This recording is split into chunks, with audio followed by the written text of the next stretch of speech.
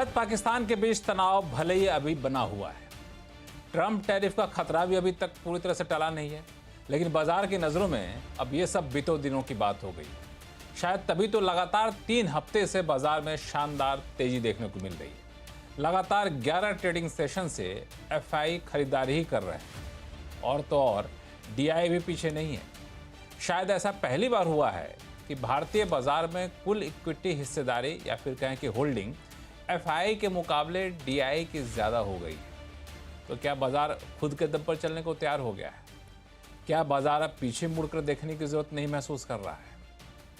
ऐसे में आपको शेयर बाजार के एक निवेशक होने के नाते क्या करना चाहिए? कई लोग ये भी पूछ रहे हैं कि आज के माहौल में किसी इंडेक्स म्यूचुअल फंड के जरिए पैसा लगाएं या फिर सीधे शेयर में लगा दें। तो आज इस शो में आपके पास जितने इस तरह के सवाल हैं, इन सारे सवालों का जवाब मिलेगा। नमस्कार, मैं हूं लक्ष्मण रॉय और इस जवाब देने के लिए हमारे साथ हैं खास मेहमान हैं।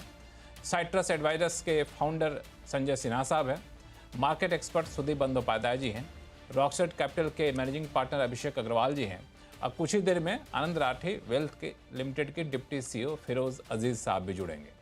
तो सबसे पहले जो मेहमान जुड़ गए उनका बहुत बहुत स्वागत है। आप सभी मेहमानों का मेरी तरफ से नमस्कार भी है। संजय सिन्हा सर, ये तो बाजार जिस तरीके से लगातार 3 हफ्ते से बढ़ता ही जा रहा है, तो क्या लगता है बाजार अब सारे टेंशन को छोड़ चुका है? देखिए, जो घटनाएं पिछले 2-3 हफ्ते में घटी हैं, उससे मैं समझता हूं कि 3 मुख्य फैक्टर्स हैं जिनको हम श्रेय दे सकते हैं इस बाजार की रैली के लिए। एक तो है रिलीफ रैली, मतलब जिस तरह के ड्रैकोनियन टैरिफ 3 तारीख को अनाउंस किए गए थे प्रेसिडेंट ट्रंप के द्वारा, और उसके बाद जो उसमें 90 दिनों का पॉज डाला गया, तो मेरे ख्याल से वो एक मेजर रिलीफ रहा बाजार के लिए। दूसरा कारण मैं समझता हूं, जो एफआईआई की सेलिंग भारतीय बाजार में इतनी ज्यादा तेजी से हो रही थी, वो नंबर अब पिछले सप्ताह अच्छा खासा पॉजिटिव नंबर रहा। करीब करीब 15,000 करोड़ के आसपास का नंबर पॉजिटिव रहा पिछले हफ्ता। इस हफ्ते भी नंबर थोड़ा बहुत पॉजिटिव ही है। तो ये मैं समझता हूं कि ये 2 मुख्य कारण रहे।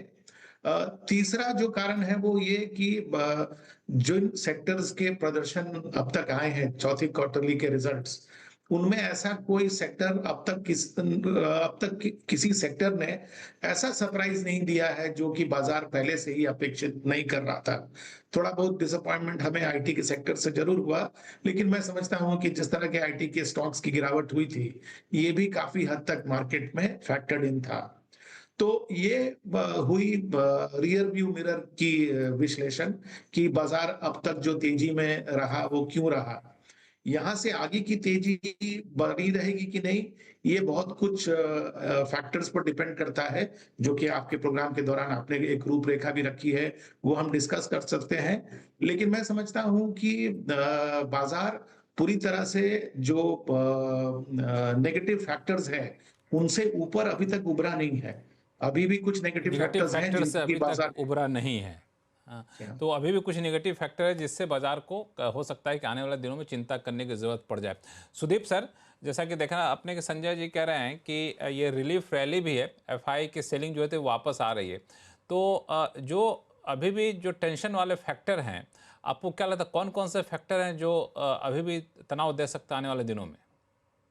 देखिए, डोमेस्टिक मार्केट की अगर बात करें तो पहली जो एक एक शंका वाली बात है वो कि कंजम्पशन डिमांड सही रूप में वापस नहीं आया। और जो अगर आप एफएमसीजी के नंबर्स देखें, टू व्हीलर्स के नंबर्स देखें, कंज्यूमर ड्यूरेबल्स के नंबर पे ध्यान दें, तो ये साफ हो रहा है कि अभी भी डिमांड वापस नहीं आया सही मायने में।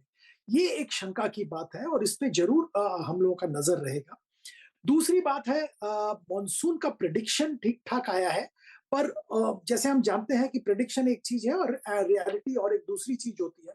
तो मॉनसून पे भी ध्यान जरूर रहेगा। ये बहुत जरूरी है कि मॉनसून ठीक ठाक रहे।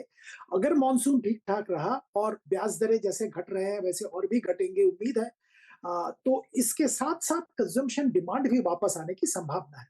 अब अगर इंटरनेशनल मार्केट की बात करें तो वहां पे तो बहुत सारे अनिश्चयता अभी भी है।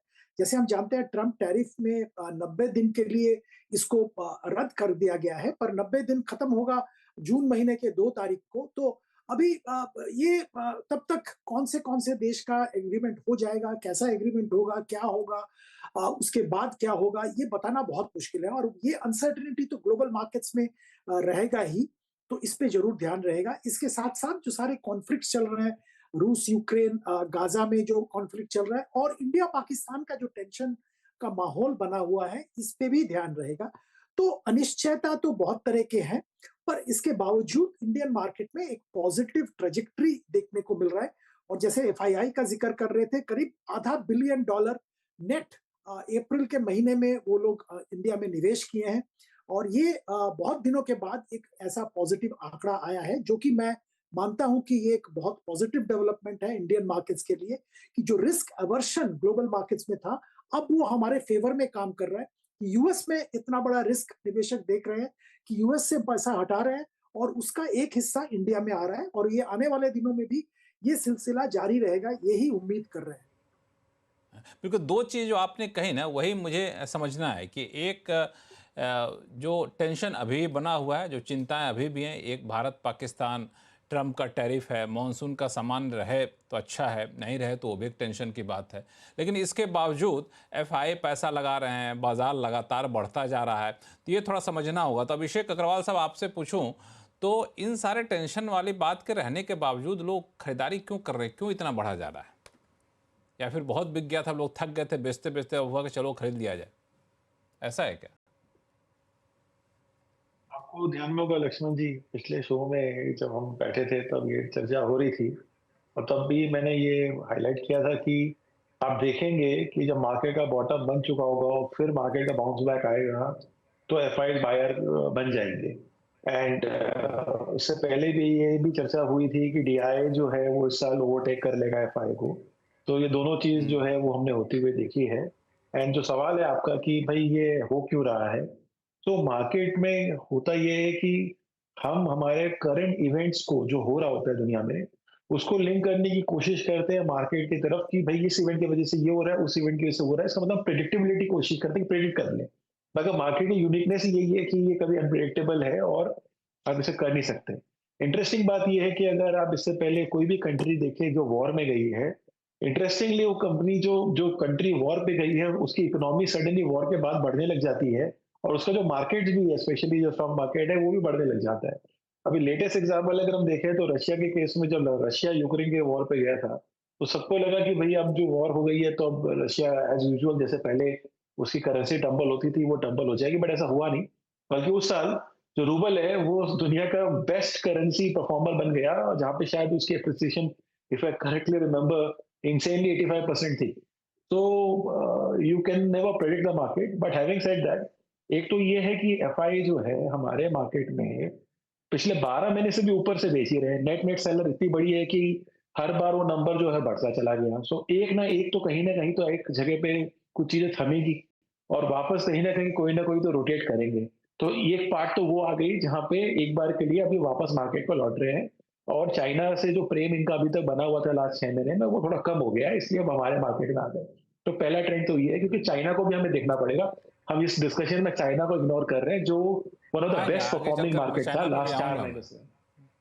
बट लास्ट 4 महीने में China was the best performing market and अब उसके सामने अगर आप वहां पे देखेंगे तो वो अब डाउन ट्रेंड में गया और हम पिकअप कर गए। सो एक तरह का कॉन्ट्रा कॉल जैसा कॉल ले सकते हैं, आप समझ सकते हैं कि एफआई तो एटलीस्ट वैसे करें। डीआई के केस में कोई सरप्राइज नहीं है। मैंने लास्ट टाइम भी कहा था 26,500 करोड़ की एसआईपी हर महीने अगर आ रही है और वहां पे कोई ज्यादा प्लस माइनस हुआ नहीं है तो एक बहुत बड़ा पैसा है और कैश रिजर्व भी बहुत बड़ा पड़ा हुआ था जो डीआई के पास था। तो यही कॉम्बिनेशन है जिसकी वजह से हम देख रहे हैं कि मार्केट में जो है सिचुएशन बड़ी संभली हुई है। बिल्कुल, हमने शो के शुरुआत में कहा था कि फिरोज़ अजीज़ साहब जुड़ेंगे, जो कि जॉइंट सीईओ हैं आनंद राठी वेल्थ लिमिटेड के, हमारे साथ जुड़ चुके हैं। फिरोज़ साहब नमस्कार, आपका स्वागत है। हम लोग शो में चर्चा कर रहे थे कि ये बाज़ार में तेज़ी जो आ गई है, ये कहाँ से आ रही है, क्या सोच के बाज़ार बढ़ते जा रहा है। कुछ हमारे पैनलिस्ट ने बताया कि टेंशन अभी भी है, लेकिन हो गया, अब कितने लोग बिकवाली करेंगे। तो अभी एफआईडीआई की बात कर रहे थे अभिषेक अग्रवाल साहब, तो मुझे लगता है कि शायद पहली बार ऐसा हुआ है कि डीआई की होल्डिंग जो है एफआई से ज़्यादा हो गई है, भले थोड़ी बहुत ही ज़्यादा हुई है। तो ये क्या संकेत दे रहा है, आप लोग इसको किस तरीके से रीड कर रहे हैं? नमस्कार लक्ष्मण सर। जैसे आपने फरमाया कि मार्केट चढ़ रही है, काफी सारी अनप्रेडिक्टेबल सर्कमस्टांसेस में मार्केट बढ़ क्यों रही है, वो अगर एक प्रश्न हो तो एक ओवरसोल्ड टेरिटरी था। अगर आप डेरिवेटिव भी देखते हैं, डेरिवेटिव में हम जब हम अपनी ट्रेजरी संभालते हैं, one of the largest treasuries, derivative treasuries in the country, तो हम ये देखते हैं कि भाई एफआईआई की इंडेक्स शॉर्ट पोजीशंस जो थी, जब मैं लास्ट टाइम आपके शो में था, जब बोल रहे थे it's an oversold, it's a screaming buy 22,200 पे 80% शॉर्ट लेवल्स थी। अब कल तक वो 58% की शॉर्ट लेवल्स हैं इंडेक्स फ्यूचर्स में एफआईआई की। इससे क्या मतलब है कि जो रिसेंट रैली आई है उसमें इतनी शॉर्ट कवरिंग नहीं हुई है, मतलब ये कैश मार्केट लेड रैली है, ये कोई डेरिवेटिव शॉर्ट कवरिंग की रैली नहीं है, क्योंकि 10% का उछाल between the last time I spoke to you and today and but FII की जो इंडेक्स फ्यूचर्स है वो इतनी इतनी लॉन्ग नहीं हुई है, 20 से 42 पे पहुंची है। That's point one. Point two, अगर 4 लाख करोड़ बेचने के बाद बुरी खबर आती है ना एफआईआई की, तो कुछ इंपैक्ट नहीं पड़ता है। देखिए, अगर खबर जो भी हो, खबर पे इतना निर्भर नहीं करता है, खबर कब आती है उस पर ज्यादा निर्भर करता है। लक्ष्मण सर, एक उदाहरण से मैं आपके दर्शकों को समझाना चाहूंगा। आप देखिए, सत्यम का जब स्कैम ब्रेकआउट हुआ था करीबन 15 साल पहले, 2009 आई थिंक जनवरी फर्स्ट वीक में, तो एक निफ्टी की कंपनी, एक सेंसेक्स की कंपनी सत्यम कहती है कि मेरे पास जो एफडी की रिसीट्स थी वो गलत थी, वो फर्जी थी।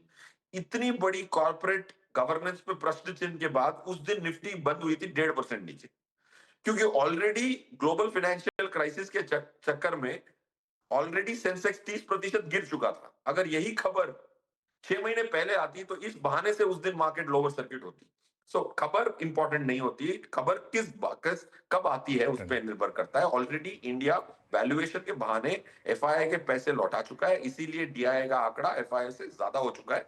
That's because we have already returned 4 lakh crore to FII on the pretext of valuations.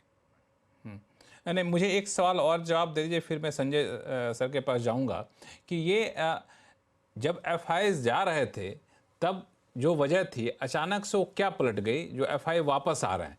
ऐसा तो नहीं कि वैल्यूएशन बहुत ज़्यादा नीचे चला गया, अभी भी ठीक ठाक महंगा मार्केट हमारा है। ऐसा नहीं कि कुछ हम लोग बहुत ज़्यादा अच्छा कुछ करने जा रहे हैं, हमारा आउटलुक बहुत अच्छा हो गया है। तो आखिर एफआईआई अब क्या सोच के आ क्या रहे हैं? लक्ष्मण सर, देखिए, हमारे जब फ्लोस को देखते हैं हम, क्वांटम देखते हैं, ना सिर्फ साइन। पॉजिटिव हुआ है, आप देखिए 78,027 करोड़ जनवरी में बिकवाली हुई, 34,574 फरवरी में बिकवाली हुई, मार्च में 3,973 की बिकवाली हुई, अप्रैल में 4,223 करोड़ की परचेज है। माना कि नेगेटिव साइन से पॉजिटिव साइन में चले गए, 4,000 करोड़ की परचेज को परचेज मैं नहीं मानता। It is not about the signature of the flow or the direction of the flow, it's the quantum of the flow. एक दिन में जो निकाला था 6,000 8,000 करोड़ भी एफआईआई ने निकाला था जनवरी में, एक दिन 7,000 करोड़ निकाला था, उसका आधा पैसा पूरे अप्रैल में आया है। लोग कह रहे हैं कि एफआईआई के पैसे आने लग गए। Of course it's a good thing that selling कम हो गई मार्च तक और अप्रैल में पॉजिटिव नंबर देखने को मिला है। But I don't see that as a very very large screaming buy from FII as yet. Flows तो ये नहीं कहते। संजय सर, ये एफआईआईज आ रहे हैं, ठीक है, पॉजिटिव साइन है। जिस तरीके से बेच रहे थे बेच नहीं रहे, अब आर नेट बायर हो गए हैं, तो इसको आप किस तरीके से देख रहे हैं कि वाकई एफआईआई मुंह मोड़ ली हमारे तरफ आते हुए कि नहीं? ये कहना अभी जल्दीबाजी होगी। देखिए लक्ष्मण जी, एफआईआई कई कैटेगरी के होते हैं। कुछ एफआईआईज होते हैं जो कि बहुत शॉर्ट टर्म ट्रेडिंग के लिए आते हैं या फिर आर्बिट्राज के पर्पज से आते हैं, और कुछ हैं जो लॉन्ग टर्म इंडिया इन्वेस्टर्स होते हैं। कुछ एफआईआई का पैसा हमें जो इमर्जिंग मार्केट की ईटीएफ्स है उसके एलोकेशन के द्वारा भी मिलते हैं। तो जो इन तीनों का जो नेट आंकड़ा है वो जाके हमारे एफआईआई के नंबर्स में डिस्क्लोज होता है। नो डाउट पिछले कुछ महीनों में काफी एफआईआई के नंबर्स नेगेटिव रहे। मैं समझता हूं आज के कॉन्टेक्स्ट में ये एफआईआई का नंबर जो पॉजिटिव हुआ है, और खास करके पिछले 2 सप्ताह में जो स्ट्रांगली पॉजिटिव हुआ है, ये एक सेंटिमेंटल पॉजिटिव रहा। और भारतीय बाजारों में जिस तरह से रिलेंटलेस सेलिंग रही एफआईआई की जनवरी, फरवरी और मार्च में, उसके कारण एक माहौल सा पैदा हो गया था कि अगर इस तरह से ही एफआईआई बेचते चले जाएंगे तो डीआईआई को खरीदने की भी कोई लिमिटेशन होगी, तो फिर बाजार का डायरेक्शन नेगेटिव ही रहेगा। तो मैं समझता हूं कि सेंटिमेंट को उसने जो ये डायरेक्शनली चेंज हुआ है एफआईआई का फ्लोज, इसने सेंटिमेंट को तो बहुत सुधारा है और शायद ये बाजार के अलग-अलग सेगमेंट्स में भी दिख रहा है क्योंकि जो रिटेल सेगमेंट है भारत का, जो कि इंस्टीट्यूशनल इन्वेस्टर की नंबर्स में उसका पार्टिसिपेशन नहीं झलकता पूरी तरह से, एक्सेप्ट फॉर कि जो म्यूचुअल फंड में एलोकेट करता है। लेकिन अगर आप मार्केट की ब्रेड्थ को देखें तो पिछले कुछ दिनों में मार्केट का ब्रेड्थ जो है वो बढ़ रहा है। अब जो खरीदारी हो रही है वो कई मिड कैप में भी हो रही है और स्मॉल कैप में हो रही है। ऐसा ट्रेंड पिछले 2 महीनों में बिल्कुल नदारद सा था। तो मेरे ख्याल से जैसा कि मैंने कहा कि उसने लोगों के उत्साह को बढ़ाया है, सेंटिमेंट को चेंज किया है। सेंटिमेंट को चेंज किया है। सुदीप सर, ये सेंटिमेंट चेंज होने का असर आप कितने दिन तक देख रहे हैं कि ये थोड़ा सेंटिमेंट सुधरेगा, बीच में जाके कई बार डिप होगा, जब तक कि ये 90 डेज वाला डेडलाइन ख़त्म नहीं हो जाता, जब तक कि इंडो पाक वाला टेंशन दूर नहीं हो जाता, तब तक ये कहना कि बिल्कुल मार्केट दुरुस्त हो गया मुश्किल है। ये बिल्कुल सही। अभी ये बताना बिल्कुल सही नहीं होगा कि मार्केट वापस एक सिग्निफिकेंट पॉजिटिव मोमेंटम की तरफ जा रहा है। मार्केट पे वोलेटिलिटी है, वोलेटिलिटी रहेगा। मैं एफआईआईज के जो बारे में बातचीत हो रहा है, इस पे एक टिप्पणी और ऐड करना चाहूंगा। देखिए, पहले जब एफआईआई दबा के इंडिया में बेच रहे थे, जैसे संजय जी बता रहे हैं, फिरोज भाई बता रहे हैं, तब यूएस मार्केट बहुत अट्रैक्टिव रिटर्न दे रहा था और सारा पैसा थोड़ा बहुत चाइना में जरूर जा रहा था, पर ज्यादातर पैसा वापस यूएस में जा रहा था क्योंकि यूएस में रिटर्न जबरदस्त आ रहा था। अब क्या हुआ कि यूएस में बहुत अनिश्चयता आ गया है। यूएस मार्केट में अच्छा रिटर्न मिलने की संभावना और बहुत अनिश्चयता आ गया है। इस माहौल में एफआईआईज जो कि थोड़ा बहुत मोमेंटम को लेके काम करते हैं, थोड़ा बहुत निम्बल फुटेड है, वो सोच रहे हैं कि इंडिया जैसे मार्केट जहां पे वैल्यूएशन थोड़ा ठीक हुआ है और जहां पे ग्रोथ की अपॉर्चुनिटी है, जीडीपी ग्रोथ का बात अभी भी चल रहा है 6-6.5% के बीच में, वहां पे निवेश क्यों नहीं करें। तो वो यूएस को अवॉइड करके यूएस से पैसा निकाल के इंडिया में आ रहे हैं। मोटा मोटी ऐसा ही लग रहा है। तो इस माहौल में ये मुझे लगता है जब तक यूएस में अनिश्चयता खत्म नहीं होता है, ये ट्रेंड बरकरार रहेगा। पर अब इंडिया में पैसा आएगा या और इमर्जिंग मार्केट में जाएगा, ये डिपेंड करेगा इंडिया के इंटरनल्स कैसे बिहेव करते हैं, इंडिया पाकिस्तान में मतलब कैसे सोल्यूशन होता है, कैसे शांति वापस आता है ताकि मार्केट को कोई स्ट्रेस ना हो। ये सब पे ध्यान रखना पड़ेगा, इस पे देखना पड़ेगा कैसे आगे मूव होता है। पर फिलहाल वोलेटिलिटी बरकरार है और रहेगा भी। वोलेटिलिटी बरकरार है और रहेगा ही। अभिषेक अग्रवाल साहब, चूंकि वहाँ से लोग मुंह मोड़ करके इंडिया आ रहे हैं कि नहीं आ रहे हैं, ये देखना होगा। इंडिया चूंकि एक इमर्जिंग मार्केट में एक अच्छा डेस्टिनेशन ज़रूर यहाँ पर है। लेकिन एक चीज़ मैं पूछूं, अभिषेक जी आपसे पूछूंगा, फिर चल के मैं फिरोज़ अजीज़ साहब से भी यही सवाल लेकर जाऊँगा कि जब भारत और यूएस के बीच में जब ट्रेड डील की बात हुई थी तो ऐसा लगा था कि अब चाइना से बिल्कुल यूएस मुँह मोड़ लेगा, सारी चीज़ें चाइना में हैं, काफ़ी हद तक उठ करके हमारे पास आ जाएंगी। अब इंडिया और यूएस के साथ संबंध अच्छे होंगे, चाइना थोड़ा सा आइसोलेट होगा, तो चाइना +1 वाली थ्योरी अब जाके इम्प्लीमेंट होगी। लेकिन अब चाइना कह रहा है जी यूएस हमसे बातचीत करने को तैयार हो गया है और हम लोग बातचीत कर रहे हैं। तो वो जो एक्साइटमेंट था उस वजह से वो एक्साइटमेंट अब खत्म हो रहा है। देखिए, मुझे लग रहा है कि हम कुछ ज़्यादा ही एंटिसिपेट कर रहे हैं इस तरह से कि एकाएक कोई इतनी बड़ी कंट्री जो है वहाँ से ट्रेड निकल के इंडिया में एकाएक आ जाएगी। कहने का मतलब ये है कि यस, 2020 के बाद से इंडिया में जो है एक मूवमेंट हमने देखा है एमएनसीज को लेके, स्पेशली अमेरिकन कंपनीज को लेके, जहाँ पे उन्होंने इंडिया के अंदर में अपनी प्रोडक्शन को शिफ्ट किया फ्रॉम चाइना। आज भी हमने सुबह सुबह देखा एक अनाउंसमेंट आई जहाँ पे एप्पल वापस जो है अपनी मैन्युफैक्चरिंग कैपेबिलिटी यहाँ पे इंडिया में और फर्दर बढ़ा रहा है। सो ये एक तरह से दर्शाता है कि यूएस चाहता है कि उसके पास एक और विकल्प हो और एक ऑल्टरनेटिव हो चाइना के सामने, जो कि ऑफकोर्स एक ग्लोबल पावर बन चुका है आज अपने अपने मैन्युफैक्चरिंग प्रोग्रेस को लेके। और इंडिया उस साइज में तो डेफिनेटली कहीं नहीं है, बट एक बड़ा मार्केट जरूर है जहां पे ये किया जा सकता है। सो मुझे नहीं लग रहा है कि यहाँ पे कोई फेडेड ऑफ हो रखा है। शायद एंटिसिपेशन ज्यादा कर ली होगी कि सडनली बहुत बड़ा बिजनेस हम इंडिया में रातों रात मूव होते हुए देखेंगे, बट हमारे यहाँ पे भी हमारे खुद के भी कई सारे चैलेंजेस है, कंसिडरिंग कि हम स्टेट वाइज मूव करते हैं और चाइना जो है as one nation one theory पे काम करता है। सो ये इतना सिंपल नहीं है। बट हैविंग सेड दैट, मैं बहुत ही कॉन्फिडेंट हूँ कि इंडिया में जो इससे पहले की जो हिस्ट्री रही हुई है, जहां हम लो वैल्यू मैन्युफैक्चरिंग कर रहे थे या रॉ मटेरियल मैन्युफैक्चरर थे लार्जली, वहां पे हम वैल्यू एड्स की चेन में थोड़ा अब ऊपर जाते हुए देख रहे हैं। और हमने देखा भी कैसे सेमीकंडक्टर जो है अब लेटेस्ट हम देख रहे हैं कि किस तरह से पिकअप कर रहा है इंडिया के अंदर में। ग्लोबल कैपेबिलिटी सेंटर्स वो हमारे इंडिया में अभी जो है सेटअप हो रहे हैं। सो यस, यूएस मुझे लग रहा है बहुत एग्रेसिवली इंडिया को देख भी रहा है। और ये रीजन है कि एक टैरिफ वॉर में देखेंगे तो इंडिया इतनी ज्यादा तरीके से कॉम्प्रोमाइज नहीं हुआ जितना हमारे पीयर ग्रुप में हम देख रहे हैं चाइना के केस में हो रहा है। तो कहीं ना कहीं मुझे लग रहा है हमारे पास एडवांटेज रहेगा, इतने बड़े स्केल में नहीं रहेगा, बट यहाँ से शुरुआत बहुत अच्छी रहेगी, कंटिन्यूएशन में रहेगी। फिरोज अजीज साहब, आपका क्या मानना है इस पे, चूंकि एडवांटेज रहेगा जैसा कि उन्होंने सेमी कंडक्टर बिजनेस का एग्जांपल भी दिया? नहीं, बिल्कुल लक्ष्मण सर, मेरे हिसाब से जैसे अभिषेक साहब कह रहे हैं, डेफिनेटली एडवांटेज रहेगा। देखिए, हमें जो खबरों में और बड़े कंपनियों के ही आंकड़े पता लगते हैं। आप अगर मैंने अपने अपने 3 एक्सपोर्टर क्लाइंट से पूछा जिनका यूएस में एक्सपोर्ट था, तो उन्होंने हमने पूछा कि आपकी ऑर्डर बुक बढ़ी या घटी। उन्होंने कहा कि भाई हमारे से ज्यादा वार्तालाप चालू हो गई है, शायद जून तक हमें लास्ट जून के मुकाबले ऑलमोस्ट 40% ज्यादा ऑर्डर आएगा। अब वो 40% ज्यादा, अरे वाह। राइट, 40% ज्यादा ऑर्डर आने की उम्मीद है। Right, so point I am trying to make is ये this will never make the news. Right, अब मैं तो सिर्फ एक छोटा सा सर्वे किया, मेरा तो मन करता है कि पूरे जो आनंद राठी के 12,000 क्लाइंट हैं, फैमिलीज हैं, उसमें से काफी सारे एक्सपोर्टर्स हैं, एटलीस्ट 1000 होंगे, उनका सर्वे करके देखूं कि कितना आंकड़ा आएगा, उससे समझ में आएगा कि इंडिया करना प्लस चाहिए था वन आपको। कितनी। मैंने तो बहुत इनफॉर्मल, जो मैं खुद क्लाइंट मैनेज करता हूं, उनसे मैंने बहुत फॉर्मली पूछा, 3 क्वेश्चन पूछे थे। So but I think we will do this survey and bring it to you. That's point 1। Point 2 क्या है ना सर, जब अब काफी सारे क्लाइंट, जैसे आज की डेट में मार्केट वापस आ गई 24,300 की निफ्टी पे, 2 अनसर्टेनिटीज की हम बात कर रहे हैं, जैसे ट्रम्प साहब की है, एक पाकिस्तान इंडिया का टेंशन है, वो एक न्यूज वर्दी इंफॉर्मेशन है। अब आप देखें जीएसटी कलेक्शन 11.7% की ग्रोथ, अगर मैं रोज टिकर चलाऊं कि 11.7% की ग्रोथ आई है जीएसटी में 11 महीने में, शायद फिर वो उसका जो पॉजिटिव सेंटिमेंट हो, इंसान को थोड़ा भय कम लगे।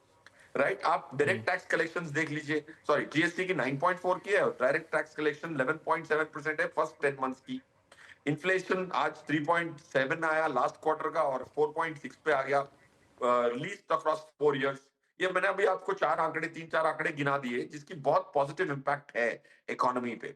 But of course they are not such appealing news as much as Trump एक ट्वीट करते हैं, वो ये सबको भारी पड़ेगा ये खबरों के करता है। संजय सर, ये कई सारे पॉजिटिव न्यूज़ हैं जो अभी बता रहे थे फिरोज अजीज साहब। एक चीज़ जो छूट रहा है वो आपको Q4 का रिजल्ट है।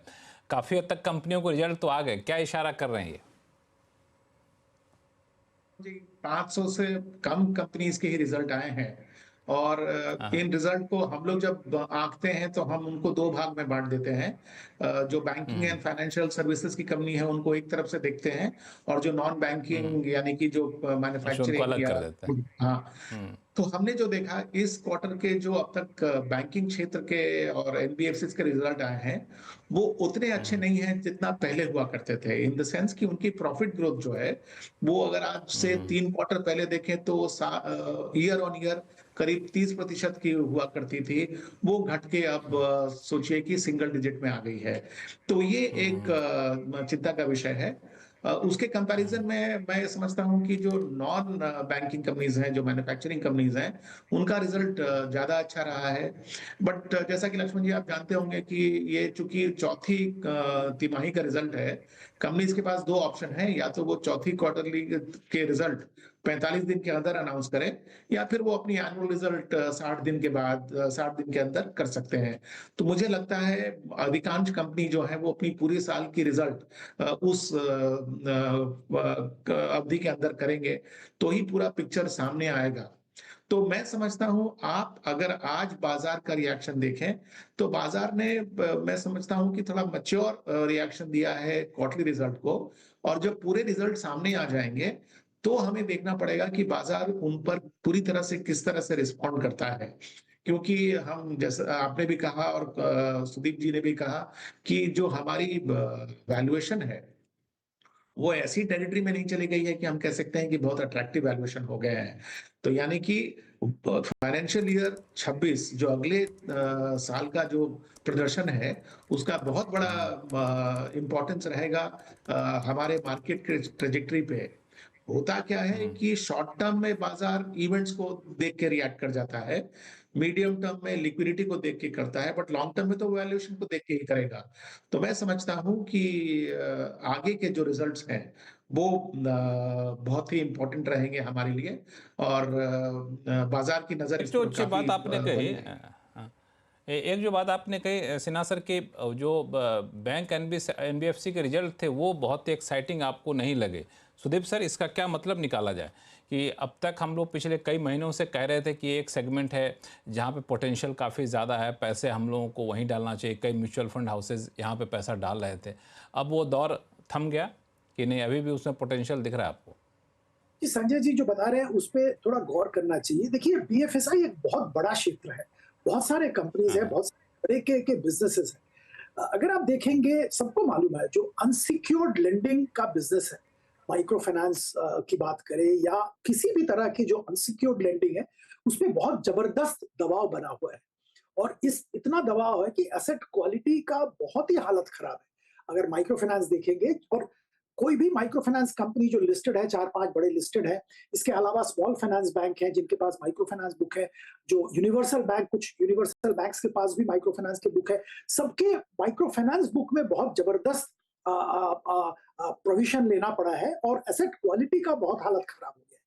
और ये एक फेनोमेनन है जो कि अक्रॉस द इंडस्ट्री बीएफएसआई हम लोगों को देखने को मिल रहा है, और इसी के कारण नतीजों में दबाव आया है। इसके साथ साथ और एक चीज भी देखने को मिल रहा है जो कि इतना प्रोमिनेंट नहीं हुआ है, पर कहीं कहीं क्रेडिट ग्रोथ थोड़ा थम गया है, मतलब ग्रोथ का रेट कम हो गया है।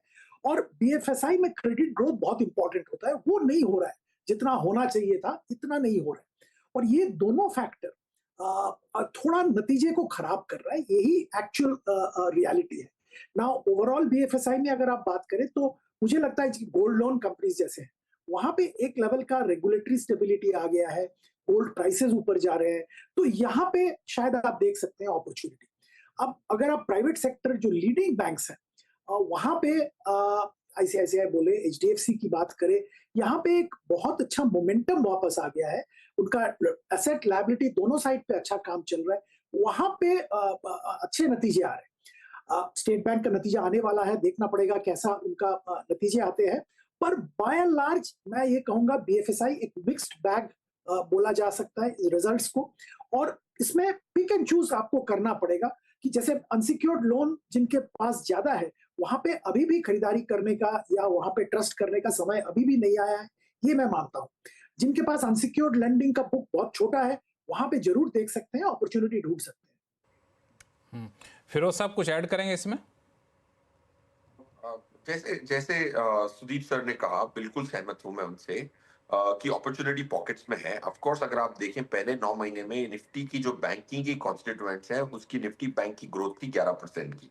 अभी 5 कंपनियों के नतीजे आ चुके हैं निफ्टी बैंक में, और 67%, 66.9% की वेटेज के नतीजे आ चुके हैं। उसमें ग्रोथ आई है, 508 रुपए की अर्निंग्स आई है। लास्ट ईयर सेम टाइम में 480 रुपीज की अर्निंग्स थी, विच इज ओनली 4.1%। पहले 9 महीने में 11% की ग्रोथ आई थी, और ये महीने में ये तिमाही के जो नतीजे आ चुके हैं, विच इज ऑलमोस्ट 2 तिहाई के आ चुके हैं, सिर्फ 4% की ग्रोथ आई है। बट मेरे हिसाब से जो बाकी बची हैं कंपनियां, ऑलमोस्ट अबाउट 7 कंपनियां और बची हैं, उसमें मेरे हिसाब से डबल डिजिट ग्रोथ की एवरेज आने की उम्मीद है। तो ओवरऑल आई थिंक 10% की ग्रोथ फुल फाइनेंशियल ईयर के लिए अच्छी होगी। ऑफ कोर्स थोड़ी फी इनकम में भी हिट आया है, क्योंकि मार्केट के सेंटिमेंट्स बहुत खराब थे। तो बैंकिंग की जो फी इनकम है उसमें ऑफ कोर्स बड़ा कंपोनेंट नहीं होता है, निम is one of the largest component, but I think fee income में जैसे आप अगर उसको ही निफ्टी कैपिटल मार्केट्स जो non banking capital market business है, उनकी सेम टाइप पे इस तिमाही -24% की ग्रोथ आई है। तो फी इनकम में बहुत खराब ग्रोथ आई है। Of course Anand Rathi wealth ने भी अपने नतीजे दे दिए हैं, उसमें हमारी अच्छी ग्रोथ आई थी, but I think as a Nifty capital market index constituent we are an exception. Abhishek Agarwal साहब, तो ऐसे में आप लोग क्या सलाह देना अपने क्लाइंट को कि बैंक एनबीएफसी में रहना, बीएफएसआई सेक्टर में रहना, तो चुनिंदे पॉकेट को पकड़ें, चुनिंदा कंपनियों में जाएं, या फिर आपको कोई और ऐसा इसी के मुकाबले कोई और तगड़ा सेक्टर दिख रहा है? देखिए लक्ष्मण जी, अगर कोई टिपिकली ये चाहता हो एज अ फंड मैनेजर या अदरवाइज एनीबॉडी हु थिंक्स कि हमें इंडेक्स को बीट करना है, या निफ्टी 50 हो या 100 हो, तो फिर आपको वेटेज देखनी पड़ेगी। और फाइनेंशियल्स की जो वेटेज है वो हाईएस्ट है। तो अब उस हिसाब से अगर बात करें तो फिर आपको फाइनेंशियल अपने पोर्टफोलियो में रखना पड़ेगा अगर आप बहुत ज्यादा निफ्टी प्रो थॉट प्रोसेस आप काम कर रहे हैं, ठीक है। कुछ वेट होना चाहिए डेफिनेटली, किसी के पोर्टफोलियो में भी आप बीएफएसआई को इग्नोर नहीं कर सकते, बट क्या यही वो सेक्टर है जहां आपका एक्सपोजर होना चाहिए मैसिवली, बिकॉज कहीं इंडेक्स में इतना बड़ा वेट है? तो आंसर इज नो। मुझे लग रहा है कि हमारे यहाँ पे अब कई सारी चीजें जो है एक नई थीम के तौर पे उभर रही है, और वो थीम जो है वो डिकेड ओल्ड थीम बनने वाली है। मैंने तो वैसे भी सेमीकंडक्टर का एग्जांपल दिया, बट वहां पे आपको इतनी सारी कमियां नहीं मिलेंगी। दूसरा एग्जांपल देता हूँ, डिफेंस। डिफेंस के अंदर में इंडेक्स, जो भी हम डिफेंस इंडेक्स देख लें निफ्टी का, वो ये हफ्ते सबसे बड़ा हाईएस्ट परफॉर्मर था, 8% ऊपर था वो इंडेक्स। और उसमें आप कोचिन शिपयार्ड या पारस डिफेंस, वो सारी कंपनियां देखिए तो वो सब के सब एकदम जबरदस्त रिटर्न सिर्फ एक हफ्ते पे दी। तो मैटर क्या है कि हम खुद भी चाह रहे हैं कि भाई हमारा मैन्युफैक्चरिंग यहाँ लोकल हो, एक्सपोर्ट भी करें, और एनीवेज हमारा बजट का जो एलोकेशन है, overall budget to the defence budget, वो भी वर्ल्ड के एवरेज में कम है। और कंसिडरिंग कि अभी बॉर्डर टेंशन चल रहे हैं, बट ही ऑब्वियस है कि यहाँ से चीजें अब एक्सेलरेट करेंगी in terms of more getting more focus, in terms of more manufacturing. So ये एक थीम हो गई। अब अगर आप वेट ऑफ द डिफेंस देखेंगे डिफेंस स्टॉक्स का, तो वो सेक्टर ही शायद कहीं नहीं दिखेगा अगर आप आईटी और फार्मा वो सब ट्रेडिशनल सेक्टर लगाएंगे। सो पॉइंट है कि माइंडसेट जो है वो बदलना होगा अगर किसी निवेशक को एक लॉन्ग टर्म प्ले करना है, और अब एक सुपर पावर की तरह हमें देखना है अपने आप को और एक बड़ा पैसा बनाना है, तो आपको नई इमर्जिंग सेक्टर्स को देखना पड़ेगा, आपको ग्रीन थीम देखनी पड़ेगी, आपके हिसाब आपको से सेमीकंडक्टर्स देखने पड़ेंगे, इस तरह की चीजें आपको देखनी चाहिए। हाँ, तो डिफेंस आप जब कहते हैं डिफेंस एक इमर्जिंग सेक्टर आपके हिसाब से है, तो डिफेंस में सुदीप सर आप कहाँ पे पोटेंशियल देखते हैं? क्योंकि डिफेंस में दो हिस्से में मैं देखता हूँ यूजुअली। एक डिफेंस पीएसयूज हैं जो बड़ी बड़ी चीज़ें, जिसको डिफेंस इक्विपमेंट बनाना हो, किसी विदेशी कंपनी को जेवी करना हो तो वहाँ लेके चले जाते हैं। और दूसरा कि जहाँ जब हाईटेक होने की बात होती है तो वहाँ कई सारी कंपनियाँ हैं जो टेक्नोलॉजी ड्रिवन है डिफेंस सेक्टर की। तो आपको कहाँ पोटेंशियल दिखता है सुदीप सर? पोटेंशियल लक्ष्मण जी तो दोनों साइड में है, पर मैं जो इन्वेस्टर की तौर पे मैं जो मुद्दा यहाँ पे आपके पास सामने ले रहा हूँ वो है वैल्यूएशन। ओवरऑल डिफेंस वैल्यूएशन बहुत ही रिच है। तो यहाँ पे ना सोच समझ के, डिफेंस में पोटेंशियल बहुत है। तो अभिषेक जी का जो कहना है बिल्कुल सही है, पोटेंशियल बहुत अच्छा है, और आने वाले दिनों में इसमें पोटेंशियल और भी देखने को मिलेगा। ग्लोबली एक रीआर्मामेंट का प्रोसेस चालू हो गया है, और उस पे बहुत सारे अपॉर्चुनिटीज इंडियन मैन्युफैक्चरर्स को मिलेंगे, जो इंडियन मैन्युफैक्चरर्स को नॉर्मली मिलता है कि लो कॉस्ट मैन्युफैक्चरिंग पॉसिबल है इंडिया में। तो ऑब्वियसली डिफेंस में भी वो फायदा इंडियन मैन्युफैक्चरर्स को जरूर मिलेगा, और ये एक बहुत बड़ा अपॉर्चुनिटी बन के सामने आएगा। पर यहाँ पे मैं एक टिप्पणी जरूर करना चाहूंगा कि अगर आपको डिफेंस में अभी भी कुछ लेना है तो मैं डिफेंस इलेक्ट्रॉनिक्स के तरफ मेरा नजर रहेगा, क्योंकि डिफेंस इलेक्ट्रॉनिक्स एक ऐसा एरिया है जहां पे बहुत जबरदस्त काम हो रहा है, और future of warfare is through electronics, यही कहा जा रहा है। और एयरफोर्स, आर्मी, नेवी, जो डिफेंस के तीनों जो पिलर्स हैं, वो तीनों में डिफेंस इलेक्ट्रॉनिक्स जाता है। ये कोई स्पेसिफिक सेगमेंट के लिए नहीं है, तीनों सेगमेंट के लिए डिफेंस इलेक्ट्रॉनिक्स अप्रोप्रिएट है, एप्लीकेबल है। और हमारी जो पीएसयू कंपनीज है डिफेंस इलेक्ट्रॉनिक्स में, वो भी बहुत अच्छे कंपनीज है। मतलब उनके बैलेंस शीट क्लीन है, एफिशिएंसी अच्छा है, वैल्यूएशन बड़ा है, पर अभी भी अगर आप लंबी अवधि के लिए ले रहे हैं तो ले सकते हैं। ऐसे प्राइवेट सेक्टर में भी डिफेंस इलेक्ट्रॉनिक्स कंपनी है जहां पे ध्यान देना चाहिए, और मैं मानता हूं कि सबसे ज्यादा पोटेंशियल डिफेंस इलेक्ट्रॉनिक्स में है। एक मिनट के लिए और एक शब्द मैं यहाँ पे ऐड करना चाहूंगा, इसके साथ साथ शिप बिल्डिंग पे भी ध्यान देना चाहिए, क्योंकि ग्लोबली एक शिप बिल्डिंग एक ऐसा एरिया है जहाँ पे क्राइसिस जैसा सिचुएशन सामने आ गया है। यूएस में शिप बिल्डिंग का कैपेसिटी बिल्कुल ज्यादा नहीं है, और शिप बिल्डिंग कैपेसिटी जो चाइना और साउथ कोरिया के पास है, चाइना तो खैर इज अ कंपीटिंग कंट्री माना जा रहा है, साउथ कोरिया का कैपेसिटी अगला 10-15 साल तक पूरा ब्लॉक्ड है। तो शिप बिल्डिंग के लिए दुनिया भर के कंट्रीज इंडिया की तरफ देख रहे हैं, और इंडियन शिपयार्ड्स अगर स्केल अप कर पाए सही ढंग से, तो वहां पे एक बहुत बड़ा अपॉर्चुनिटी आने वाले दिनों में जरूर बनेगा। चूँकि मैं इस सेक्टर को कई बार देखता भी हूँ पॉलिसी फ्रंट से, तो ये सरकार के भीतर भी एक फीलिंग है कि शिप बिल्डिंग में जितना ज़्यादा कोस्टल एरियाज़ हमारे पास है, जितना पोटेंशियल है, हम लोग उसके मुकाबले कहीं नहीं है। तो वहाँ पे कैसे बढ़ावा दिया जाए, बहुत हलचल हो भी रही है शिप बिल्डिंग सेक्टर में। संजय सिन्हा सर, डिफेंस और शिप बिल्डिंग दो चीज़ें निकल कर सामने है जिस पर आमतौर पर चर्चा हम लोग नहीं करते हैं। अपने शो में नहीं हो पाया था, लेकिन अब अभिषेक जी के सौजन्य से डिफेंस पे लोगों का ध्यान आ रहा है। आप देखते हैं कि नहीं सेक्टर को? जी, बाजार में देखिए कभी भी मतलब बाजार को जब आप देखते हैं तो उसको दो तरीका से देखा जाता है ना, एक टॉप डाउन और दूसरा बॉटम अप। तो अगर आप डिफेंस और शिप बिल्डिंग के क्षेत्र को देखेंगे तो यहाँ पे अगर टॉप डाउन अपॉर्चुनिटी देखें तो वो भी अट्रैक्टिव है, क्योंकि इसमें हमारी क्षमता है और सरकार का बहुत बड़ा प्रोत्साहन है। और आज आपने जो सवाल पूछा था कि इसमें कहाँ अपॉर्चुनिटी देखें, पब्लिक सेक्टर में या प्राइवेट सेक्टर में, तो देखिए जो वेल्थ क्रिएशन की अपॉर्चुनिटी है वो काफी हद तक साइज ऑफ द कंपनी से भी रिलेटेड रहती है। तो जो बड़ी बड़ी कंपनीज हैं इन दोनों क्षेत्र में, शिप बिल्डिंग और डिफेंस में, वो पब्लिक सेक्टर की हैं और इन कंपनीज को सरकार के द्वारा ऑर्डर्स भी दिए जा रहे हैं। और हम सब जानते हैं कि हमारा डिफेंस प्रोक्योरमेंट का जो टारगेट है वो काफी ज्यादा रहता है। इसी कॉन्टेक्स्ट में आपको याद ही होगा कि करीब 1 महीना पहले सरकार ने 54,000 करोड़ की डिफेंस प्रोक्योरमेंट का एक प्रपोजल रखा था। तो इसी के लिए मैं समझता हूं कि ये सेक्टर इसलिए आज बाजार को आकर्षित करता है क्योंकि अपॉर्चुनिटी टॉप डाउन भी है और बॉटम अप अगर आप स्टॉक सिलेक्शन करेंगे तो भी आपको मिलेंगे इसमें चॉइसेस।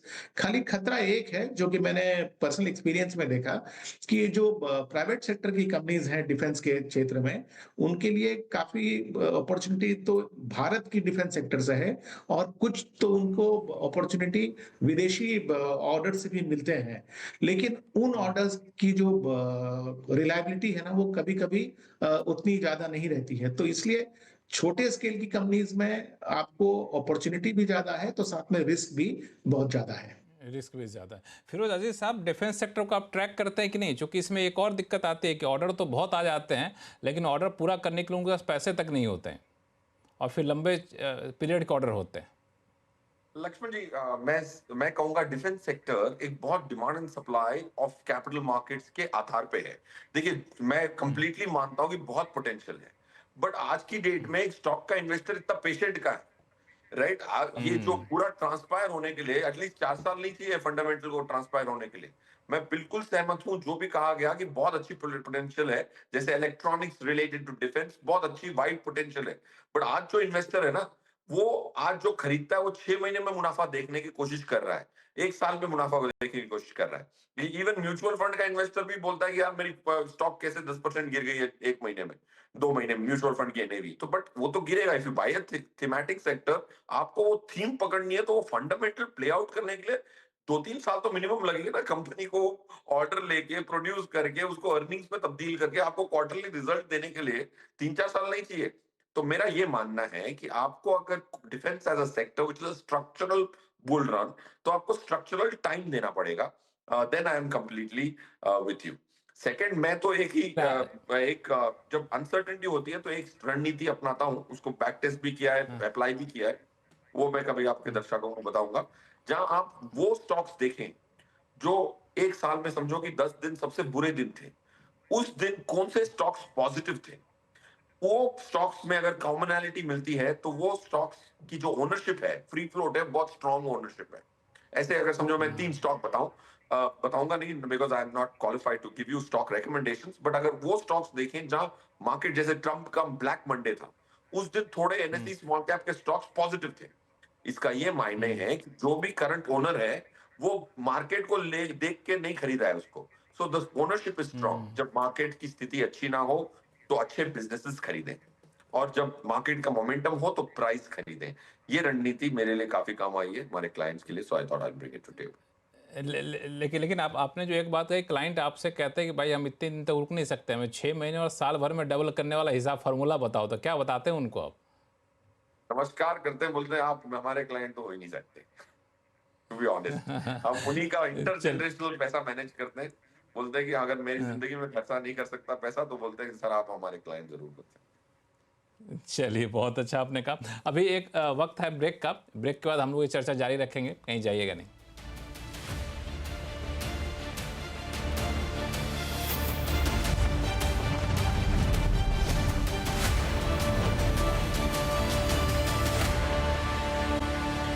चर्चा कर रहे हैं कि बाजार में जो तेजी देखने को मिल रही है वो कितनी टिकाऊ है, क्या बाजार के लिए अब सारे टेंशन दूर हो गए। हमारे साथ खास मेहमान बने हुए हैं। शुरुआत करते हैं फिर से संजय सर आपसे कि ये चूँकि मई का महीना था तो मुझे किसी ने बताया, चूँकि मार्केट को तो बहुत लंबे समय से मैं ट्रैक नहीं करता हूँ, लेकिन अब मुझे लोगों ने बताया कि मार्केट में बड़ी अच्छी कहावत है कि सेल इन में गो अवे। तो वो वाला फार्मूला अब वो आजकल के इन्वेस्टर ट्रेडर लागू करते हैं कि नहीं करते हैं कि मई में का महीना है, थोड़ा सतर्क रहने की ज़रूरत है? लक्ष्मण जी की बहुत इस तरह के जो बिलीव्स हैं वो स्टेटिस्टिकल डेटा पर आधारित है।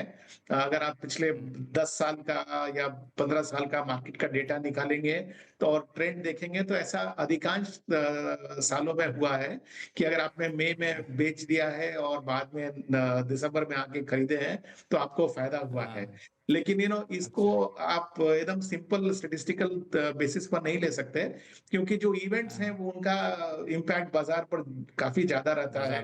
हम खुद डिस्कस कर रहे हैं कि आज के माहौल में प्राइसेस वीक हैं क्योंकि माहौल नेगेटिव है। तो मेरे ख्याल से शायद ये माहौल एक्यूमुलेट करने का माहौल है, ना कि बेच के नवंबर दिसंबर में। तब तक ये ट्रम्प साहब के 90 दिन की पॉज खत्म हो जाएगी, टैरिफ का मसला सेटल हो जाएगा, भारत और पाकिस्तान के बीच का जो टेंशन है शायद उस समय तक कुछ रिजॉल्व हो जाएगा। और तो और सबसे महत्वपूर्ण बात कि जो हमारी कंपनीज की क्वार्टरली परफॉर्मेंसेस है, अगर आपने आईएमएफ का डेटा देखा है तो हमारी जो इकोनॉमी है वो 6.5% से ग्रो करने वाली है। हमारा ग्रोथ रेट तो चाइना से भी ज्यादा है। तो इस माहौल में जो कॉर्पोरेट परफॉर्मेंस अगर आने लगेंगे अच्छे, तो फिर आपको ये प्राइसेस शायद दोबारा ना मिले। तो इस वीकनेस का तो हमारे ख्याल से फायदा उठाना चाहिए। हाँ, सुदीप सर, तो मई का महीना है, ये मान के बेचिए नहीं, टिके रहने की जरूरत है। बिल्कुल सही बात है कि वो देखिए, वो एक जमाने में था जब मई में समर वेकेशन हुआ करता था, लोग निकलते थे। वो जमाना अभी नहीं है। अभी तो 24/7 पीपल कनेक्टेड रहते हैं, लोग कनेक्टेड रहते हैं और मार्केट में अपॉर्चुनिटी ढूंढते रहते हैं। कितने तरह के ट्रेडर्स आ गए हैं, कितने तरह के इन्वेस्टर्स आ गए हैं, वो का ख्याल हम लोगों को भूलना पड़ेगा। अपॉर्चुनिटी अगर आता है तो पैसा जरूर आएगा अपॉर्चुनिटी को ग्रैब करने के लिए। और ऐसा कोई मई में बेचना है, सेल इन में एंड गो अवे, वो चल नहीं है अभी। मैं ये बताना चाहूंगा कि एफआईआईज की तरफ से, एफपीआईज की तरफ से अगर आप देखेंगे तो इंडिया को एक बहुत बड़ा अपॉर्चुनिटी के तौर पे वो देख रहे हैं। और जितना वोलेटिलिटी वेस्टर्न वर्ल्ड में, मतलब पर्टिकुलरली यूएस में हो रहा है, उसका कहीं ना कहीं फायदा इंडिया को मिल सकता है, provided we get our internals right. तो उसका मतलब अपना डिमांड वापस आता है, अपना यहाँ मॉनसून ठीक ठाक होता है और इंडिया पाकिस्तान का जो प्रॉब्लम, ये मसला हल होता है। ये अगर होता है तो इंडिया में ग्रोथ जरूर रहेगा और इंडिया में एफआईआईज का निवेश भी आएगा। डोमेस्टिक जो फंड फ्लो है, डोमेस्टिक निवेशक जो निवेश कर रहे हैं वो तो तगड़ा है ही। इसके साथ साथ एफआईआई का पैसा आना चालू हो गया तो मार्केट तो बिल्कुल ऊपर जाएगा। मार्केट तो बिल्कुल ऊपर जाएगा। अभिषेक अग्रवाल साहब, ये आपको देखता हूं तो मुझे हमेशा मन करता है चर्चा, एक सवाल जरूर आपसे पूछूंगा, वो है मिड कैप स्मॉल कैप को लेकर के। जब स्मॉल कैप मिड कैप की बड़ी पिटाई हो रही थी तो एक मात्र अभिषेक जी थे जो कहते थे कि इसको लेकर बड़ा बुलिश रहा करते थे। अभी का क्या माहौल है अभिषेक जी? लक्ष्मण जी, परफॉर्मेंस तो अच्छी रही है मेरे हिसाब से। बाउंस बैक के अंदर में, जैसे कि हमने एंटिसिपेट किया था कि जब बाउंस बैक आएगा मार्केट में तो हम स्मॉल कैप के अंदर में सबसे ज्यादा तेजी देखेंगे। मेरे हिसाब से वो तो प्ले भी हुआ है और अभी भी काफी स्पेस है आगे जाने के लिए। बिकॉज क्या है कि ऐसा होता नहीं है कि मार्केट ऊपर जा रहा हो तो सारे स्टॉक्स एक साथ चले जाते हैं, ऐसा होता नहीं है। तो कुछ थोड़े आगे, कुछ थोड़े पीछे, कहीं कहीं कोई वेट गेम होता है कि या तो कोई ऑर्डर बुक मिले या फिर कोई रिजल्ट देखे। तो इस तरह का है। मुझे लग रहा है कि वहां पे स्पेस बनेगा इन्वेस्टमेंट करने का और मुझे कहीं खराबी नहीं दिख रही है इन टर्म्स ऑफ की कोई ऐसा प्रेफरेंस हो। और ये मई वाली जो बात कर रहे हैं, अगर ट्रेडर हैं आप तो डेटा और data is my friend, so trade is my friend, so मैं इसको इग्नोर तो नहीं करूंगा। बट अगर आप एक लंबी अवधि के इन्वेस्टर हैं तो फिर क्या ही आपको फर्क पड़ता है, आप सोचेंगे भाई और पैसे लगा देंगे, वैसे भी हमें लंबा होल्ड करना है। सो सब्जेक्टिविटी है। बट हाँ, ये है कि कोई रीजन से ही होता होगा तभी इस तरह का ट्रेंड देखने को मिला है, तो पूरी तरह से इग्नोर तो नहीं करना चाहिए। तो अभिषेक साहब अभी थोड़े बहुत इस कहावत पे यकीन करते हैं। फिरोज अजीज साहब, दो सवाल आपके पास लेके आ रहा हूं मैं। एक तो जो हम लोग मई के महीने को बिकवाली का महीना मानते थे वो, और दूसरा ये जो स्मॉल कैप मिड कैप को लेकर आपके भी आर्टिकल मैंने पढ़े थे, क्या व्यूज रखते हैं आज की तारीख में आप? लक्ष्मण सर, पहले तो मई का जो महीना बेचने वाला है, खरीदने वाला है, आई थिंक आप ये एक्सेल शीट में डाल के देखेंगे कि ट्रांजैक्शन कॉस्ट, आपकी टैक्स कॉस्ट कितनी है।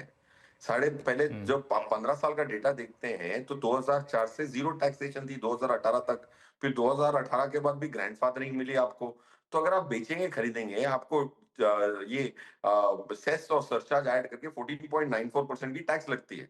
तो आप ये बेच के खरीदने जाएंगे तो आप ये एज्यूम क्यों कर रहे हैं कि आपको मिनिमम, आप पहले दिन ही आउट ऑफ पॉकेट है, तो आपको वापस आपके पास अगर समझो कि 50% की गेन आई है तो आपको एटलीस्ट टोटल कैश फ्लो में 7% देना पड़ेगा, 6 रुपए 7 रुपए देने पड़ेंगे। सो पॉइंट वन, ये खरीदने बेचने का काम अगर आप करेंगे तो आप दूसरी कहावत भी देखेंगे कि लोग के पहले हमेशा ये कहते थे यार एफआईआई दिसंबर में गायब हो जाता है क्योंकि उनकी तो ईयर एंड ये है।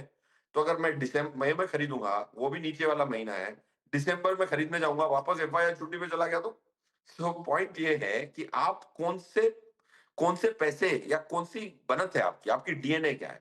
अगर आप ट्रेडर हैं तो बेशक ये सब देखें, अगर आप इन्वेस्टर हैं तो 5-10% का उछाल और गिरावट नहीं देख सकते तो आप प्लीज एफडी में चले जाएं। ये हम हमेशा क्लाइंट से कहते हैं, 5-10% के लिए अगर आप आग बबूला हो जाते हैं, मार्केट से गुस्सा हो जाते हैं, तो आपकी नाराजगी जायज ही नहीं है। सो आई पर्सनली थिंक 22,000 थे लास्ट शो पे, आज 24,300 पे है, वापस 23,000 दिखा सकती है, but these are very very short volatilities. हम वॉलेटिलिटी की बात करते हैं, आप देखिए पूरे साल निफ्टी ने गुजार दिए 4,000 पॉइंट में। लास्ट ईयर का लोवेस्ट लेवल था 21,885 क्लोजिंग पे और सबसे हाईएस्ट लेवल था 26,213। ये था टोटल 4,000 पॉइंट का रेंज। इतना तो नैस्डैक ने एक दिन में झुला दिया था आपको उस दिन मंडे को। तो इससे कम वॉलेटिलिटी की उम्मीद अगर आप करते हैं इक्विटी मार्केट से, मेरे हिसाब से वाजबी नहीं है। So I would not sell and buy. बिल्कुल, अब जमे रही यहाँ पे थोड़े बहुत ऊपर नीचे होता, बड़ा अच्छा कहा कि आप 5-6% नहीं झेल सकते तो फिर रहने का मतलब नहीं बनता। आप एफडी में निवेश कर लीजिए, वहाँ आपको गिरेगा नहीं, एक लिमिट रिटर्न मिलता रहेगा। चूँकि शो के आखिरी पड़ाव में हम लोग आ चुके हैं, तो एक बात जो हर किसी से पूछता हूँ, जो हर कोई हमसे पूछता है सड़क चलते हुए, गली मोहल्ले में या फिर गलियारों में जब घूमता हूँ कहीं पर, कि भाई अभी मार्केट में क्या करना चाहिए हमें, तो यही सवाल लेकर आप सभी के पास आऊँगा। संजय सिन्हा सर, आपके पास आपके क्लाइंट आते हैं तो आजकल कहाँ उनको पैसे लगाने का सुझाव देते हैं? देखिए, अगर जैसा कि बाकी हमारे जो को पैनलिस्ट हैं उन्होंने भी कहा कि अगर आप इक्विटी मार्केट में अगर आप कुछ सप्ताह और महीने के लिए आ रहे हैं तो आप ना आए तो बेटर है। और ना आए तो अगर बेटर है। हाँ, और आपको इक्विटी तब खरीदना चाहिए ना जब इक्विटी आपको सस्ता मिले। तो इतने अच्छे रैली के बाद जिस तरह का करेक्शन हमने वर्ष 2025 में देखा है, वो तो हमारे लिए अवसर प्रदान कर रहा है। तो अगर मेरी 3 साल की व्यू है तो मेरे लिए तो ये एक अवसर है अक्यूमुलेट करने का, और मेरे ख्याल से ये अवसर को हमें जाया नहीं करना चाहिए। कहाँ पे? संजय सिन्हा सर, आप ही से पूछ रहा हूँ, ये अवसर है तो अवसर कहाँ लगाएं? सॉरी, मैंने सुना नहीं। हाँ हाँ, तो देखिए, आज के माहौल में जो डोमेस्टिक फोकस्ड सेक्टर्स हैं उनमें सेफ्टी ज्यादा है। और जिस तरह भारत में अगर आप देख रहे हैं तो इंफ्रास्ट्रक्चर से संबंधित sectors, large ticket domestic consumption के जो सेक्टर्स हैं, डिस्क्रिशनरी कंजम्पशन इनको कहा जा सकता है, उन सेक्टर्स में मुझे ज्यादा सेफ्टी दिख रहा है रिटर्न्स के कंपैरिजन में। और अगर आप कॉन्ट्रिबियूशन कॉल लेना चाहते हैं और मानते हैं कि अगर इतने 2 दशक में आईटी सेक्टर ने हर एडवर्सिटी में अपना बिजनेस मॉडल को ढाला है और उसका फायदा उठाया है, तो आज आपको आईटी सेक्टर की कंपनीज रीजनेबल वैल्यूएशन पर मिल रही हैं। और सबसे बड़ी बात कि इनकी कैश फ्लोज जो हैं वो और किसी भी सेक्टर से कहीं सुपीरियर हैं। तो कॉन्ट्रिबियूशन कॉल अगर आपको लेना है तो शायद आप आईटी सेक्टर में ले सकते हैं। IT sector. सुदीप सर, आपका पसंदीदा सेक्टर इन दिनों क्या चल रहा है? देखिए, संजय जी के साथ मैं सहमत हूँ। जो डोमेस्टिक फोकस सेक्टर्स है जिन पे ये टैरिफ के जो टर्मोइल चल रहा है इसका कोई असर नहीं आएगा, ग्लोबल जो असर ना पड़े, असर नहीं आएगा, ऐसे सेक्टर में निवेश करना चाहिए। और बहुत अच्छा अपॉर्चुनिटी है 2-3 साल के लिए निवेश करने का। तो देखिए, सीमेंट ऐसा सेक्टर एक है जहां पे मुझे लगता है कि क्योंकि ये ट्रांसपोर्ट ज्यादा दूर तक हो नहीं सकता है, तो इसमें तो ग्लोबल मार्केट का कोई इम्पैक्ट नहीं है। और डोमेस्टिक मार्केट में जबरदस्त डिमांड सीमेंट का आ रहा है, क्योंकि सरकार की तरफ से जो कैपिटल एक्सपेंडिचर का ऐलान किया गया है, 11 लाख करोड़ का कैपिटल एक्सपेंडिचर इस साल में होगा और इसका बहुत बड़ा एक हिस्सा इंफ्रास्ट्रक्चर में जाएगा, जिसमें सीमेंट की बहुत जरूरत है। इसके साथ साथ प्राइवेट कैपेक्स भी हो रहा है, रियल एस्टेट में डेवलपमेंट हो रहा है, तो सीमेंट का डिमांड बढ़ रहा है और प्राइसिंग पावर सीमेंट कंपनीज के पास आएगा। तो दिग्गज जो सीमेंट कंपनीज है वहां पे जरूर निवेश करना चाहिए लंबी अवधि के लिए। दूसरा, मैंने अभी बोला कि इतना बड़ा कैपेक्स सरकार की तरफ से हो रहा है, तो कंस्ट्रक्शन इंफ्रास्ट्रक्चर रिलेटेड जो कंपनीज है, पर्टिकुलरली जो दिग्गज कंस्ट्रक्शन कंपनीज है देश में, वहां पे भी वैल्यूएशन अभी तक अट्रैक्टिव है, वहां पे निवेश किया जा सकता है। तीसरा मैं कहूंगा पावर, एक ऐसा एक अपट्रेंड पावर सेक्टर में इंडिया में देखने को मिला है, एक सेकुलर ग्रोथ स्टोरी पावर में बन रहा है और हम लोगों को लग रहा है कि एक स्ट्रक्चरल चेंज हुआ है जिसका असर पावर सेक्टर के सारे पार्टिसिपेंट्स को, एंटायर इकोसिस्टम को मिलेगा। और इसीलिए पावर सेक्टर के जो दिग्गज कंपनी है, वो जनरेशन में हो या फाइनेंसिंग में हो या अच्छे T&D में हो, वहां पे जरूर ध्यान देना चाहिए और लंबी अवधि के लिए वहां पे भी खरीदारी करनी चाहिए। मजे की बात है, ये तीनों सेक्टर के साथ ग्लोबल हेडविंड्स का कोई लेना देना नहीं है। अब इसमें कितना भी ड्यूटी लगा दें ट्रम्प साहब, उससे कोई फर्क नहीं पड़ता, कहीं भी कोई टेंशन ना एक्सपोर्ट होना ना इंपोर्ट होना, जो करना है खुद बनाइए, खुद यहाँ पर इस्तेमाल करें। अभिषेक अग्रवाल साहब, आप कहाँ ध्यान दे रहे हैं आजकल? नया सेक्टर देते हैं, डिस्कशन में नहीं आता है, वो हमें देखना चाहिए टेक्सटाइल। बांग्लादेश में इशू चल रहा है, चाइना में ड्यूटी लग गई है, India is one of the largest producers in the world and FTA जो कॉस्ट काफी समय से चल रहा है, बट वो रियलिटी होनी है, that is free trade agreement. उसके तहत अगर हम देखें तो काफी सारी अपॉर्चुनिटी है, जो मैं बिल्कुल सहमत हूँ हमारे पैनलिस्ट थे कि डोमेस्टिक अपॉर्चुनिटी को आपको देखना चाहिए, जहां पे एटलीस्ट आप इस तरह के ग्लोबल अनसर्टेनिटी से जूझ नहीं रहे हैं। तो बहुत सारी ऐसी टेक्सटाइल कंपनियां भी आपको मिलेगी जो इंडिया फोकस्ड है या उनका डिस्ट्रीब्यूशन मैकेनिज्म है। लेट्स से कि कोई कंपनी जिसकी शोरूम है या फिर उन्होंने बड़े बड़े लार्ज फॉर्मेट स्टोर्स बना रखे हैं या फिर ब्रांड प्ले हो गया। सो ये एक सेक्टर है जो मुझे लग रहा है कि काफी हद तक पिटा हुआ भी है और काफी अपसाइड यहाँ पे मुझे लगता है देखना चाहिए। जो फेवर में नहीं होता उसे ही देखना चाहिए, क्योंकि वही पैसे बनने की पॉसिबिलिटी होती है।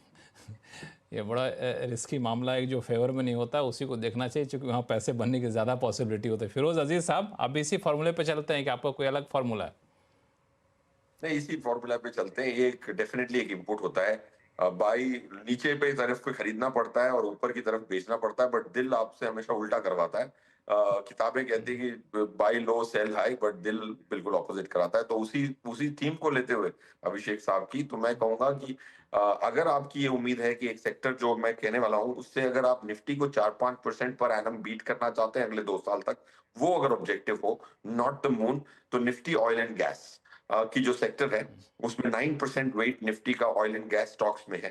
वो निफ्टी के कॉन्स्टिट्यूएंट्स को खरीद सकते हैं। They are completely sold. उनकी ओनरशिप्स अगर आप जाके देखते हैं तो काफी क्लेंस हो चुकी है। So that will be a sector which can outperform Nifty by 4 to 5% per annum for the next 2 years। अच्छा, एक चीज़ और, एक मुद्दा जो बार बार उठता है कि पिछले दिनों बाज़ार में जो गिरावट आई थी, तो बहुत लोग अपने पोर्टफोलियो में कोई बदलाव नहीं किए, ये मान के कि बाज़ार उठ के चलेगा। अब जब बाज़ार उठा है तो उनके पोर्टफोलियो में कई सारे शेयर हैं वो तो उठ चले हैं, लेकिन अभी भी कई शेयर हैं जो अभी भी उस रफ्तार से उठे नहीं हैं। तो लोग हमसे पूछते हैं कि ऐसे शेयर को करना क्या चाहिए। फिरोज अजीज साहब, ऐसा में क्या रणनीति होती है, आप लोग क्या एडवाइस करते हैं? वो तो मान के चले जब थोड़ा बाजार उठेगा उसमें भी तेजी आएगी, फिर वापस आएगा, लेकिन आ नहीं रहा है वो। ये संजय सर, देखिए ये जैसे संजय सर ने भी कहा था कि थोड़े शेयर थोड़े जल्दी चलते हैं, थोड़े का बाद में चलते हैं। तो आई थिंक इस पे कोई जनरल फॉर्मूला लगाना मेरे हिसाब से मतलब मुनासिब नहीं है और मेरी तो क्षमता नहीं है। तो जनरल फॉर्मूला ना लगाएं। देखिए कि आप एक जरूर एनालिसिस करता हूं। देखिए, अब एक स्टॉक में देख रहा था, मेरे क्लाइंट के पास बहुत भारी भरकम मात्रा में थी, 50 करोड़ का वो स्टॉक था। तो आप ये देखें कि लास्ट 3 महीने में जब वो गिरावट आई, जनवरी 1 से शनि आ गई स्मॉल कैप स्टॉकों में, या काफी सारी मार्केट में गिरावट देखने को मिली, ब्रॉडर मार्केट में। तो आपको ये देखना है कि ये स्टॉक को बेचा किसने। वो जो स्पेसिफिक स्टॉक है उसमें जो FII की जो गिरावट थी 21% की ओनरशिप से 17 आया, उतने का उतना DII ने खरीदा। तो ये स्टॉक में अभी तक बढ़त नहीं आई है, इसको मैं ओन करूंगा। अगर FII ने बेचा और रिटेल ने बढ़ाया तो मैं बोलूंगा इसमें पता नहीं कब रैली आएगी, क्योंकि रिटेल खरीद चुका है और DII हाथ भी नहीं लगा रहा है। तो that's a different call. So bottom up काफी जाए। पते की बात आपने कही। बिल्कुल। संजय सिन्हा सर, आपका क्या सुझाव होता है ऐसे केस में? अभी भी आपको लगता है कि बहुत सारे पॉकेट हैं, बहुत सारे शेयर ऐसे हैं जो अब अभी फिलहाल बहुत तेजी से उठने वाले हैं नहीं, तो उसको छोड़कर निकल जाना चाहिए, रणनीति ये रखी जाए? सिंपलिस्टिक तौर पे देखना चाहें तो शेयर्स जो है ना वो आप 3 समूह में बांट दीजिए। एक होते हैं सिक्लिकल, जो कि जिनकी बिजनेस साइकिल जो है और उनकी स्टॉक प्राइसेस की एक सिक्लिकलिटी रहती है, वो नीचे से ऊपर जाते हैं और फिर नीचे चले आते हैं। तो ये अगर आपके पोर्टफोलियो में ऐसे सिक्लिकल स्टॉक्स हैं जिन्होंने की एक रैली देख चुका और वो अब गिरावट के फेज में है, तो सिक्लिकल स्टॉक से आप उन सिक्लिकल स्टॉक से निकल जाइए जिनकी की अवधि जो है वो पूरी हो गई। दूसरा समूह जो है वो है डिफेंसिव स्टॉक्स का, जहां पर कि बाजार की उतार चढ़ाव से वो बाय एंड लार्ज अछूते रहते हैं, एक स्लो एंड स्टेडी उनका प्रोग्रेस होता रहता है। इन स्टॉक्स में अगर आपको आज थोड़ी बहुत अवसर दिखती है तो आप उसमें ही बने रहें। तीसरा जो सेक्टर है जो कि सबसे कॉम्प्लिकेटेड है एक आम निवेशक के लिए, वो है कॉन्ट्रेरियन सेक्टर। मेरे को पैनलिस्ट फिरोज, अभिषेक जी, सुदीप जी सब ने चर्चा में इस बात को उठाया है कि ऐसे स्टॉक्स आपको लेने चाहिए जो कि आज गिरे हुए हैं लेकिन उनकी अपॉर्चुनिटी लोगों को दिखती है। लेकिन ये आम निवेशक के लिए कठिन काम है, लेकिन कुछ लोग हैं जो कि रिटेल इन्वेस्टर होते हुए भी कर लेते हैं। तो कॉन्ट्रेरियन स्टॉक जब आप उठाएंगे गिरे हुए बाजार में तो आपको लॉन्ग टर्म में इसमें ज्यादा फायदा होगा। बड़ा बिल्कुल स्ट्रक्चर तरीके से आप सब स्टडी करके रखे हुए हैं कहाँ पे क्या करना चाहिए।